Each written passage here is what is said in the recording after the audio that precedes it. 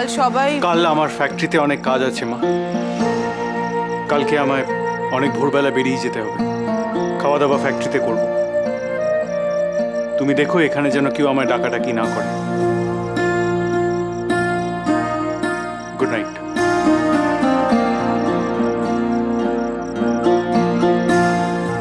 ছেলেটা বোনটাকে খুব ভালোবাসত।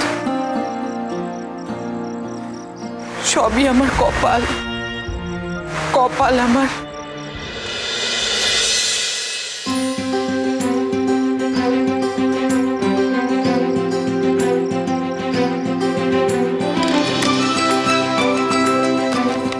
Story number 32। কংস মামার গুহা থেকে ঝিল্লি চৌধুরীর জিলিপি চুরির অভিযান।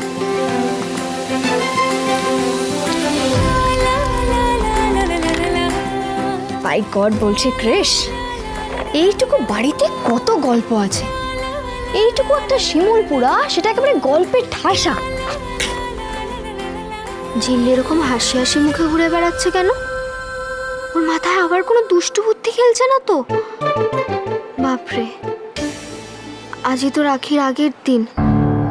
মেজদা ভাইয়ের মুডটা তো আজ থেকেই অফ হয়ে যায়। না না, ঝিল্লি যদি আবার নতুন করে কোনো দুষ্টুমি করে, মেজদা ভাই তো ওকে আজ তো রাখবেই না, সাথে আমাদেরকেও। না না, ঝিল্লিকে একটু বুঝিয়ে বলা দরকার। আরে রিকি, এসো এসো এসো। শোনো না, আমি তোমাকে খুঁজতে যাচ্ছিলাম, জানো তো? তুমি যদি আর 2 মিনিটের মধ্যে না আসতে না, বাই গড বলছি আমি তোমাকে খুঁজতে যাচ্ছিলাম। আমাকে কেন গো? আর তোমার হাতে এটা কি? এটা তো আমার নোটবুক। আসলে ঝিল্লি চৌধুরী তো রাইটার হতে চায়, তাই এটার মধ্যে আমি আমার নোটস লেখা প্র্যাকটিস করি। যাকে শোনো না, বলছি কাল তো রাখি, তোমার মনে আছে? হ্যাঁ, সেটা মনে থাকবে না কেন? না আসলে আমি তো ভুলে গেছিলাম, তাই ভাবলাম হয়তো তোমারও মনে নেই। আমি কাল কি করবো সেটা ঠিক করে ফেলেছি। কাল করবে? থাক বাবা।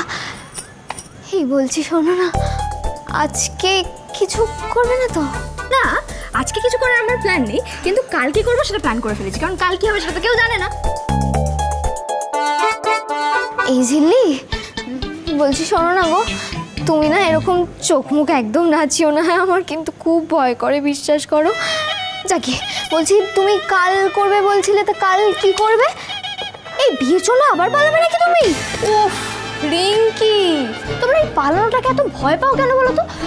আচ্ছা বেশ, আমি তো এখন এখানে আছি, আমি না তোমাকে পালানোটা শিখিয়ে দেবো, তারপর তুমি দেখবে এটা কত বড় একটা অ্যাডভেঞ্চার। এই না না না না না, আমার অ্যাডভেঞ্চারের দরকার নেই, আমি পালাতে চাই না। আমি পালাবো, তারপর মেজদা ভাই আমাকে ধরে নিয়ে আসবে, তারপর কান ধরে। ওরে বাবা, না না, থাক থাক, আমি পালাবো না। তেঁতুল পাতা সোম থেকে রবি প্রতিদিন সন্ধ্যে 6টায় স্টার জলসায় ও ডিজনি প্লাস হটস্টারে।